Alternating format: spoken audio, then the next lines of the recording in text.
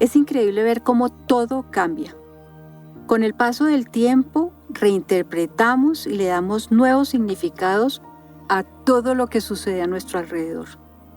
A pesar de ello, el cambio nos asusta, nos incomoda, porque nos obliga a ajustar creencias para explicarnos el mundo, cuando todo parecía estar en su lugar y bajo control. Vencer paradigmas, sin embargo, nos ha permitido dar enormes saltos y avanzar, no solo a nosotros, a la humanidad también. Así como han ocurrido cambios sociales, tecnológicos y culturales, que le cambiaron completamente la perspectiva que tenían en la antigüedad al mundo, la Iglesia Católica no es la excepción. Pensemos, por ejemplo, en el enorme cambio de visión que ha tenido la Iglesia desde cuando la Inquisición condenó a Galileo por hereje, porque él desafió la cosmovisión de ese momento, que se creía que los cuerpos celestiales giraban en torno a la Tierra. Yo personalmente me he distanciado de la práctica católica a lo largo de mi vida, y posiblemente por eso no tuve mayores conflictos religiosos cuando supe que mi hijo era gay. Lo que sí me preocupaba era qué pudiera estar pensando y sintiendo mi mamá. Y es que creo que el proceso que recorremos para apropiarnos verdaderamente de la diversidad sexual e identidad de nuestros jóvenes pasa por hacerle frente a los temores que se nos aparecen cuando tenemos que enfrentar a nuestro círculo familiar y social. Hoy nos encontramos con el padre Luis Guillermo Sarasa, jesuita, profesor de Biblia de la Facultad de Teología de la Universidad Javeriana, y vamos a conversar con él sobre algunos temas religiosos. Yo espero que les aclare inquietudes. Yo les confieso que para mí esta entrevista me dejó mucha tranquilidad.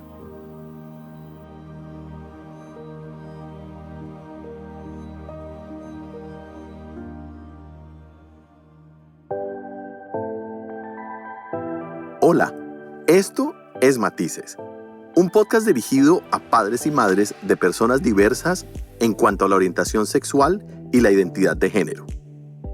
Este es un espacio diseñado para ayudar a comprender los caminos que recorren las familias de personas LGTBIQ+. Me llamo Christian Barnes y mi voz es una herramienta para que quienes nos escuchan puedan ampliar algunos conceptos en nuestros contenidos. Hago aportes a esta conversación, es decir, meto la cucharada, usando mis experiencias de vida y mis conocimientos como una más de tantas personas de esta, la comunidad LGTBI. Esto es Matices. Nos encanta que nos acompañen.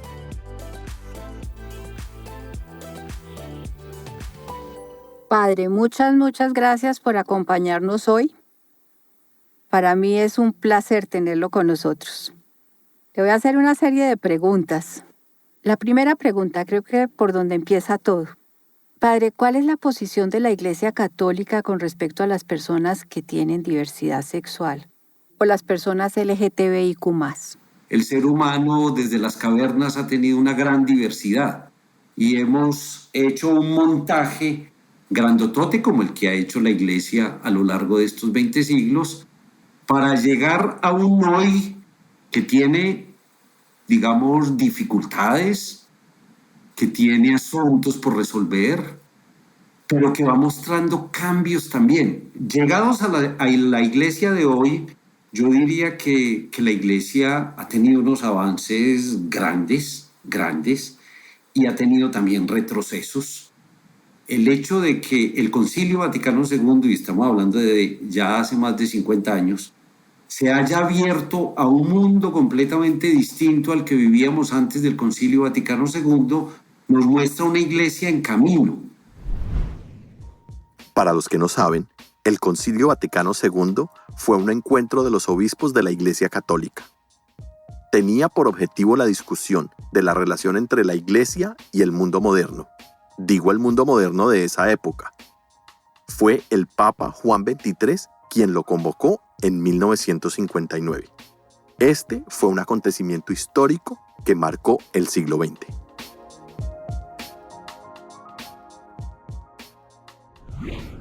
A nosotros a veces nos parece que todo es muy lento, Pero resulta que una institución tan grandotota, además siendo una institución mundial, se demora muchísimo en sus cambios. Voy a hacer el salto mortal.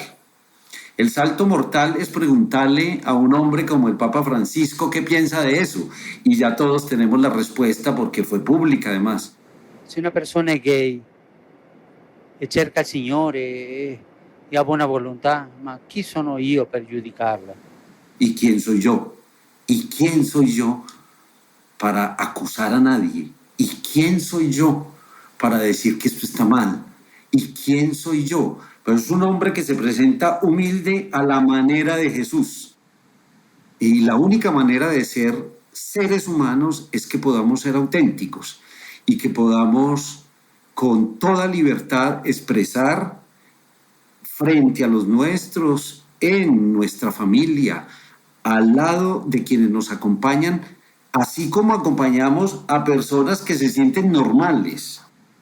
Es decir, que todos podamos sentirnos normales porque somos seres humanos.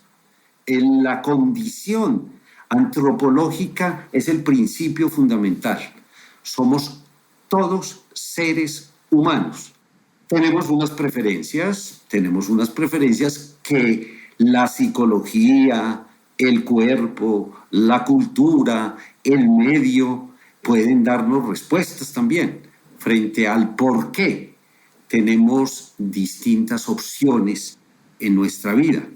Y como aquí estamos tocando el tema de la diversidad, no solamente sexual, sino de género, es un asunto que no es solamente físico, es un asunto psicológico, mental y espiritual. Como una persona que se siente diversa, ojalá llegue el día en que no tengamos que utilizar ni siquiera la palabra diverso, porque no tiene sentido, somos seres humanos. Al escucharlo, padre, veo que es muy posible que los sacerdotes tengan distintas posiciones frente al mismo tema. Y entonces me nace una inquietud. ¿Qué hacen los laicos para entender o para comprender qué es lo que piensa la Iglesia frente a la diversidad sexual y de género? Yo creo que los sacerdotes, los ministros, cualquiera que sea su rango, tenemos una responsabilidad muy grande con los fieles. Primero en la formación, y ahí hay todavía un reto. La Compañía de Jesús, para referirme a mi institucionalidad, nace en un contexto muy difícil, año 1540, donde hay muchas críticas dentro de la Iglesia por la formación de los sacerdotes. Yo creo que parte del éxito que tiene la Compañía de Jesús en sus inicios es precisamente el que pone al servicio de la Iglesia gente hiperformada, no solamente formada, sino hiperformada. No olvidemos que la Compañía de Jesús nace con 10 doctores de París, es decir, de la Universidad de la Sorbona. Eso no nos hace mejores, sencillamente no, nos hace más preparados, pero no mejores. Quizás por eso, pues yo creo que dentro de la institución Iglesia hay muchos carismas, muchas comunidades, muchos grupos que pensamos distinto y por eso a veces tenemos problemas. Cuando me refiero al Papa Francisco, yo en mis clases, yo digo, Francisco es el primer Papa jesuita, por supuesto, pero les advierto, es el último jesuita. Tenemos en este momento una gran oposición al Papa Francisco, una gran oposición, específicamente en las personas que solamente miran los decretos, las leyes, las normas y no consideran los casos. Ya en la Compañía de Jesús, en sus primeros siglos, fuimos un poco acusados de ser casuísticos, es decir, de decir frente a muchas preguntas, depende. Cuando uno dice depende o cuando uno dice que todo es relativo, entonces lo acusan de no tener una posición única. Y yo creo que nos tenemos que revelar frente a las posiciones únicas. Por eso la primera pregunta es una pregunta directa, pero no puede haber una posición única, porque todos somos Iglesia. Y yo esto pues lo estamos grabando y sé que lo va a escuchar muchísima gente y habrá personas que no estén de acuerdo conmigo. Pero yo no busco que todos estén de acuerdo conmigo. Yo busco, como les digo, un poco la iluminación de quien es el centro de nuestra fe, que es Jesús el Cristo, y de cómo la Iglesia va dando pasos para que nos comprendamos mejor y para que la buena nueva sea una buena nueva para todos, para todas, o como dirían hoy también, para todes.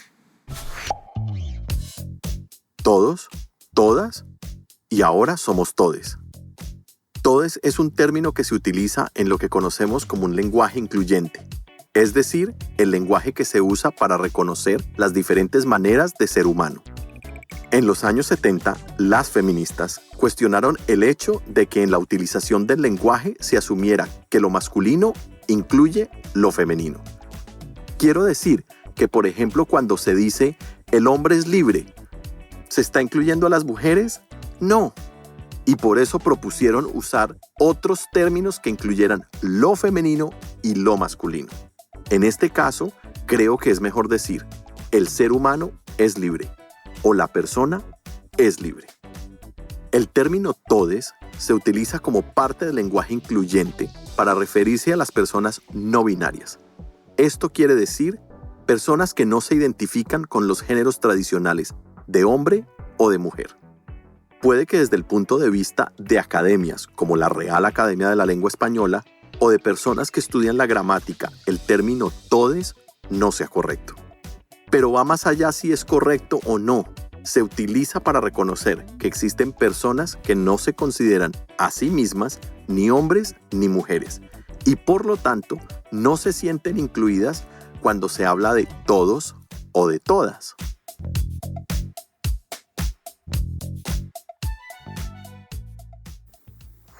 Es muy interesante, padre, escucharlo a usted utilizar el término todes. Yo soy una ferviente convencida de que el lenguaje no es inocente y me causa mucha curiosidad saber por qué ha adoptado usted esa distinción.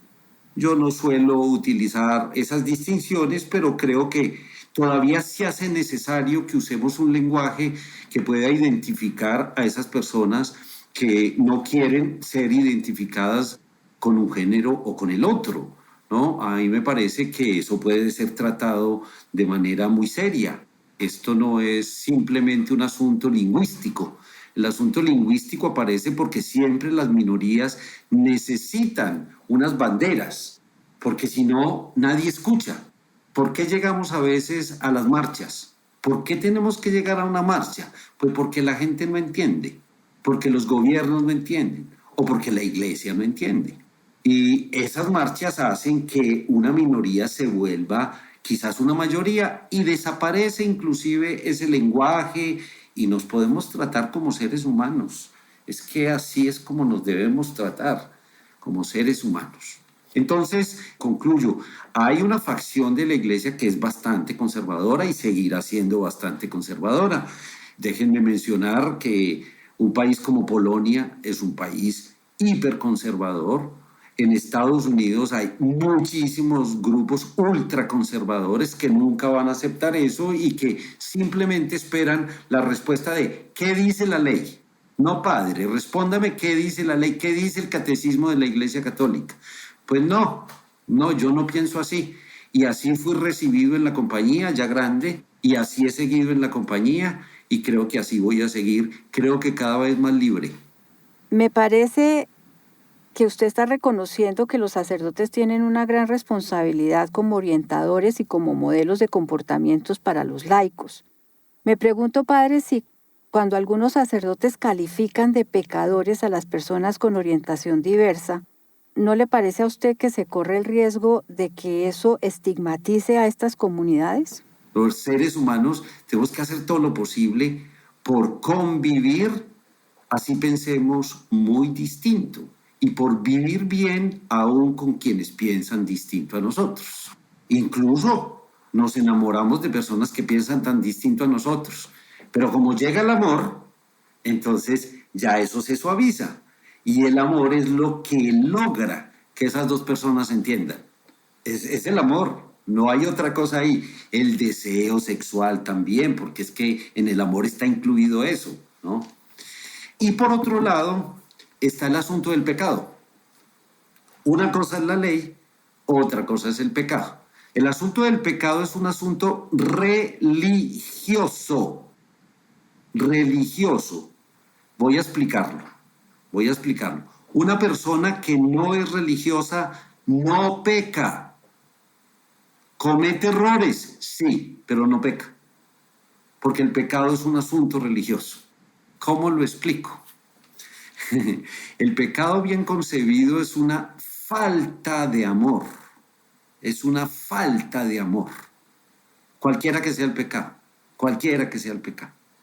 Es una falta consciente al amor, a los seres humanos y por lo tanto a Dios.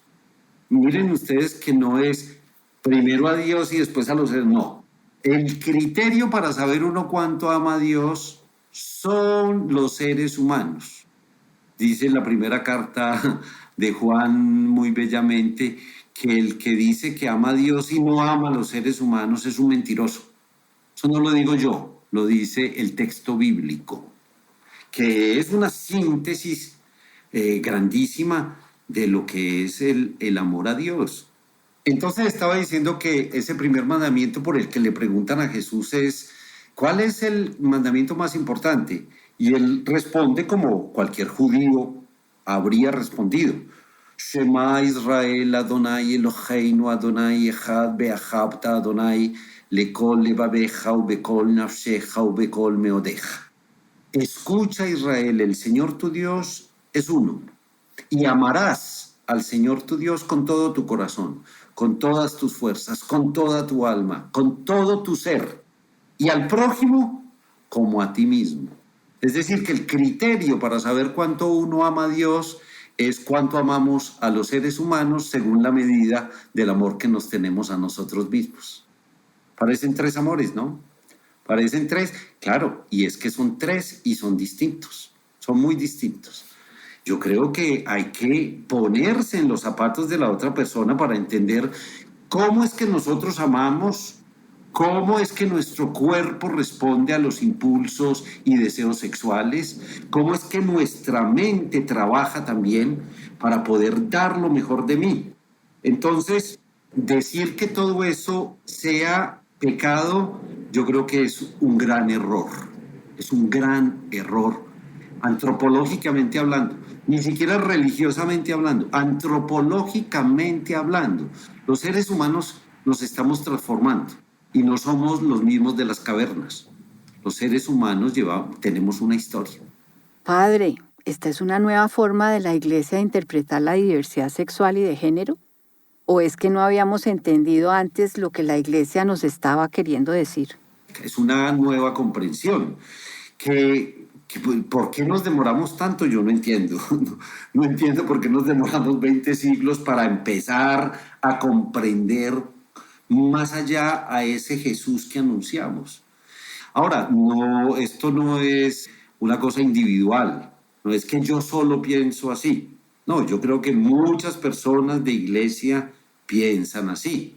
Yo he tenido la oportunidad en estos años de academia de leer muchísimo sobre muchos temas y sobre este tema en particular creo que he leído bastante y me he atrevido también a acompañar algunos grupos en Bogotá, acompañé alguna vez un grupo y me parece que vamos caminando. No es un asunto de todas las personas, yo creo que esto no ha llegado, por ejemplo, a los seminarios, es muy difícil en los seminarios hablar de esto. En la Javeriana nosotros somos bastante libres en la cátedra y creo que una persona que pasa por la Facultad de Teología en la Javeriana tiene una visión distinta, ¿no? Por eso también nos acusan a veces de revolucionarios, ¿no? Pero bueno, pues ¿qué vamos a hacer?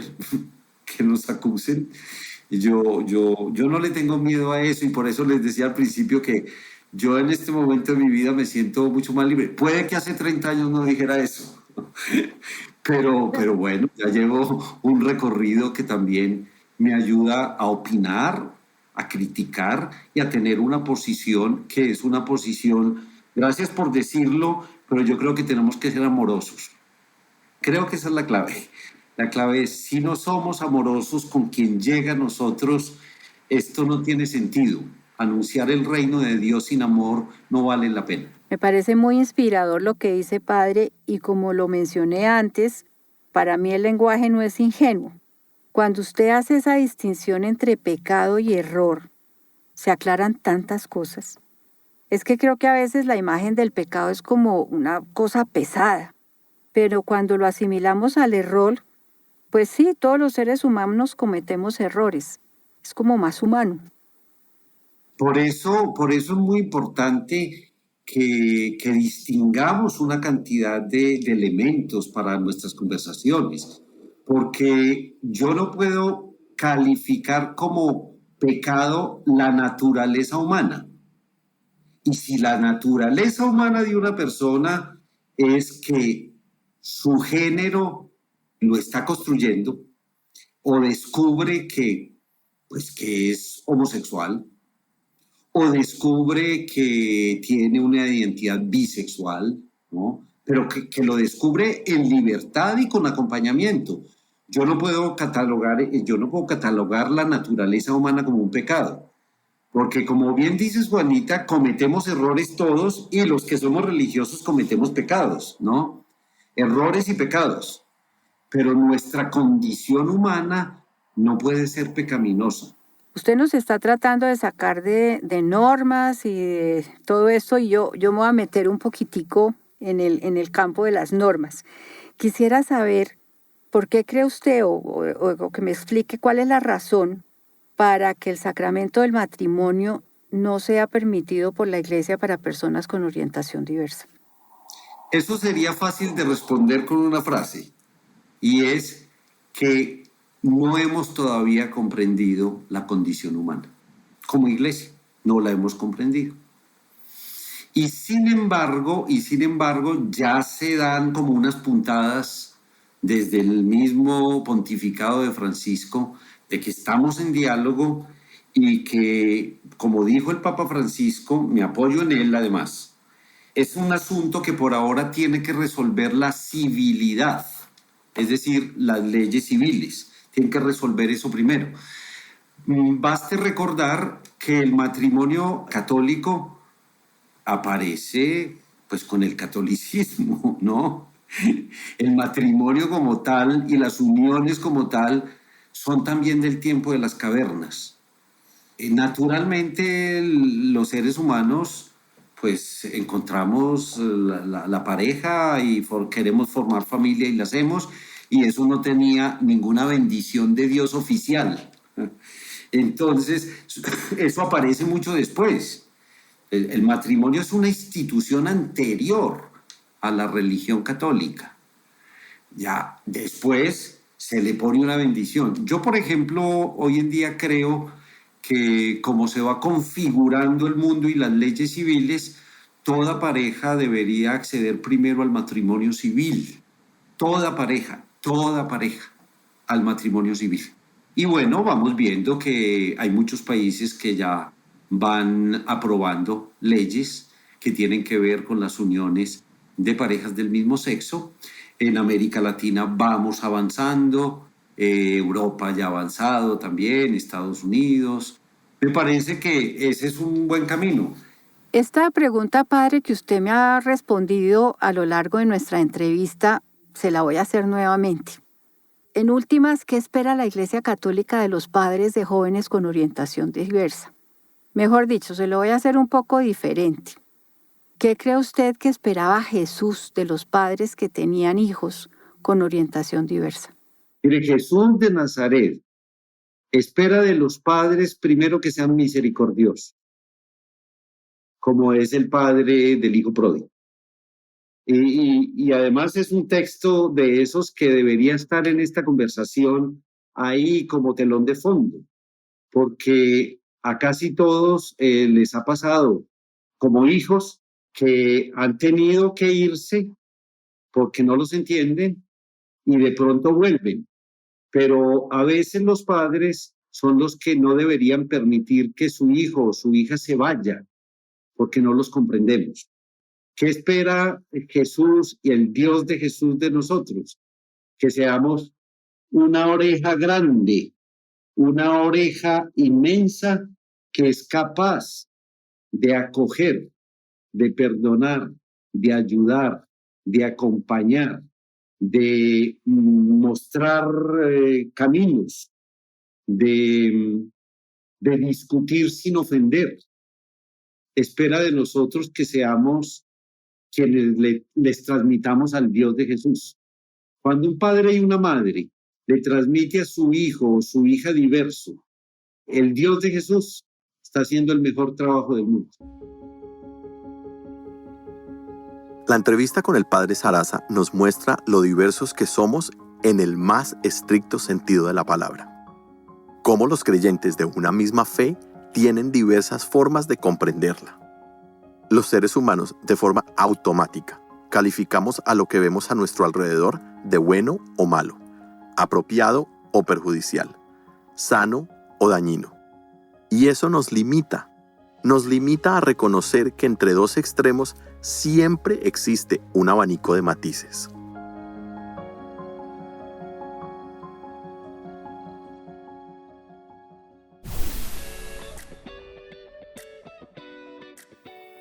Tengo que confesarles que después de la entrevista con el padre Sarasa, como que me reconcilié con muchas cosas que estaban peleando dentro de mí y que probablemente yo no me había dado cuenta.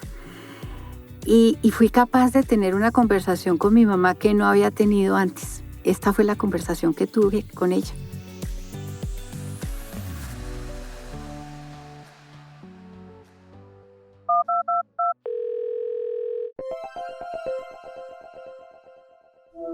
Cuando te conté que mi hijo, tu nieto, era gay, realmente lo hice como de sopetón. Yo creo que yo estaba también recién enterada de la noticia. Estábamos hablando de que si Mateo tenía novia y fue como un lapso de 3 segundos que tuve yo para decir qué hago, le digo, no le digo, le digo, no le digo y ¡suan! Lancé, te dije, él ya tiene pareja, no es una ella, es un él. Y como que no di espacio para comentarios ni nada. Yo creo que yo estaba también como en un momento como adaptándome al tema, como que no lo tenía resuelto del todo, entonces como que no di ningún espacio. Entonces hoy sí me genera como curiosidad saber qué pensaste, qué sentiste. Pues una pedrada, no lo puedo describir de ninguna otra manera, una pedrada que cayó sin saber uno ni de dónde venía, que no se la esperaba para nada. Yo quiero explicar que lo que yo siento es que las generaciones anteriores, súper anteriores como la mía, teníamos como un cassette, como una vida organizada y una cosa pasaba después de la otra y eso estaba establecido y las cosas eran así. Y entonces de golpe en el camino que se estaba viviendo hay una curva inmensa que echó para otro lado una cosa totalmente desconocida, de la cual nunca ni siquiera se hablaba. Y Dios mío, ¿qué pasó aquí? ¿Qué va a pasar? ¿Qué va a pasar? ¿No? Esa fue la idea. Inmediatamente, ¿qué va a pasar? Esto es un sufrimiento aterrador para esa persona. Porque por lo mismo de desconocido que era y por lo mismo que nunca habíamos tenido ningún contacto con ninguna persona diversa, pues entonces uno no sabe a qué se van a enfrentar ellos, pero sí sabe que se van a enfrentar a un rechazo. Sí, yo puedo decir un rechazo, que todo el mundo los eche de medio lado. Y esa fue mi primera intención. ¿Qué va a pasar con este muchacho? ¿Cómo va a sufrir? Eso fue. Y hubo, aparte de la preocupación de cómo va a sufrir, ¿hubo alguna otra preocupación? O sea, digamos, a medida que uno decanta la cosa, ¿puede uno como identificar otras preocupaciones? No, ¿cómo va a sufrir él? ¿Y cómo va a sufrir Juanita? Porque si el hijo sufre, pues ella tiene que sufrir. ¿Qué va a pasar de aquí para adelante? Otra inquietud inmensa eran las enfermedades. Esta persona se va a infectar o se va a enfermar y se va a morir ya. Esas fueron las preocupaciones. ¿Alguna preocupación religiosa? Digamos, sabes que yo soy un poco como apartada de toda práctica religiosa. Dentro de las cosas que yo pensé mientras estuve digiriendo esto, pues eso nunca se me pasó por la cabeza, pero después hablando con más gente y todo, pues sí hay personas que tienen preocupaciones religiosas. No, absolutamente nada. Brutos, están pecando, estamos pecando. ¿Qué va a pasar? ¿Nos vamos a ir al infierno? No, nunca. No, me acuerdo que hice una pregunta muy boba a mi otra hija, que es psicóloga y no sé qué, y le pregunté, ¿esto es reversible? ¿Esto puede cambiar más adelante? Y me dijo, no, definitivamente no. Pero esa fue la única inquietud, porque obvio que también me preocupaba, o no me preocupaba, sino yo decía, brutos, no vamos a tener nietecitos. y esas fueron las ideas que se me vinieron a la cabeza. ¿Y por qué crees tú que, como dices tú, que las generaciones súper anteriores como la tuya, cuando me contestaste la pregunta anterior, ¿por qué crees que siendo las generaciones súper anteriores tan religiosas, tan apegadas, digamos, a la iglesia y a lo que la iglesia dice, ¿por qué crees tú que no te...? Pues por lo menos no me inquietó. Me inquieta más, y todavía me inquieta más no ir un domingo a la misa. Eso sí me inquieta, todavía me inquieta y no voy, pero me inquieta. ¿Este muchacho está pecando? ¿Este muchacho se va a condenar? No, nunca ¿Y lo... cómo hiciste para ir como tranquilizándote? ¿Qué te fue tranquilizando a medida que caminábamos por esta nueva realidad? Bueno, en primer lugar, hasta donde yo veo, pues toda la gente toma hoy día esto mucho mejor que lo que se tomaba antes. Entonces, ese sufrimiento aterrador que yo veía, no lo veo hoy día. Habrá personas que los rechazan y habrá personas que los echan de medio lado, pero no eso sí lo rechazan no a uno por cualquier otra cosa. No también. Es un sufrimiento, no es el sufrimiento que yo me imaginé en ese momento. No es. ¿Y hoy en día te mortifica, te inquieta, te preguntas algo? No, para nada. Es más, a una o dos personas, amigas mías, al hablar de Mateo y al preguntarme, bueno, ¿y la novia? No, él no tiene novia, él es gay. Lo digo tranquilamente. Inclusive una amiga mía me felicitó. Me dijo, eso es lo mejor que te puede haber pasado, son maravillosos, son humanos, son no sé qué. Es completamente distinto, pero en el momento de la pedrada era completamente desconocido qué iba a pasar, qué mundo se vino encima, que no era el mundo que yo tenía establecido de que los hijos se casan y tienen hijos y esos hijos se casan y sigue la rutina, digamos así. No era así. Entonces, ¿cómo sientes hoy que no sea así? O sea, ¿cómo ves tú esa? Pues la parte de los nietecitos sí me da mucha lástima. Pero todavía pueden adoptar. Pero eso no es lo mismo. Eso no es lo mismo. Lo veo tranquilo, lo veo feliz, lo veo que tiene una magnífica pareja. Lo veo bien, es lo único que puedo decir. Lo veo sumamente bien. No, pues su magnífica pareja se convirtió en tu compañero de tejido. Tienen costureros de los dos. Le enseñé a tejer al compañero y es magnífico tejedor. Nos sentamos los dos y tejemos. Sí, no. Bueno, sí. Mema, gracias porque pues siempre me quedé como con esa inquietud de... Nunca lo he hablado contigo, nunca lo he hablado con mi nieto, nunca. Él nunca me lo contó, nunca me lo habló, nunca nada. ¿Y te gustaría hablarlo con él? No necesariamente, yo no soy habladora. Bueno, pero rico saber qué pasó por ese momento, porque pues fue un momento que yo siempre he tenido la sensación de que fui brusca. Y tú me ofreciste que si quería ir al psicólogo, yo no vi ninguna necesidad de ir al psicólogo para poder vivir esto. Qué bueno, Memita. Bueno, Juana, Pero espero no haberte desilusionado. Estás llena de lágrimas. Bueno, ok, chao.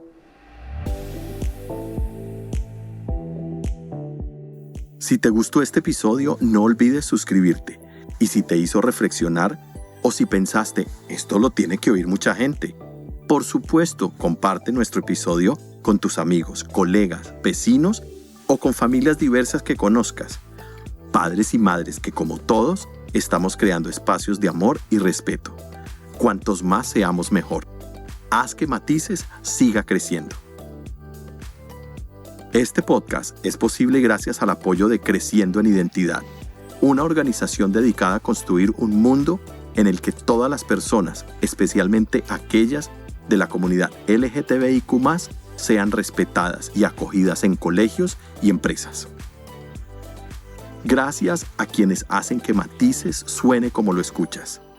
Idea original y dirección, Juanita de Francisco. Asesoría editorial, Darío Gamboa y Leonor Pacheco. Estrategia de marketing digital, Juliana Araujo. Edición y postproducción, Mario Andrés Gómez. Diseño gráfico, Paola Fajardo. La producción general estuvo a cargo de Sandra Herrera con la asistencia de producción de Dana Guerrero. Y yo, Christian Barnes, quien siempre está por ahí metiendo la cucharada. Esto es Matices. Gracias por acompañarnos. Este podcast fue producido por Coproducción Urbana. Nos escuchamos en el próximo episodio.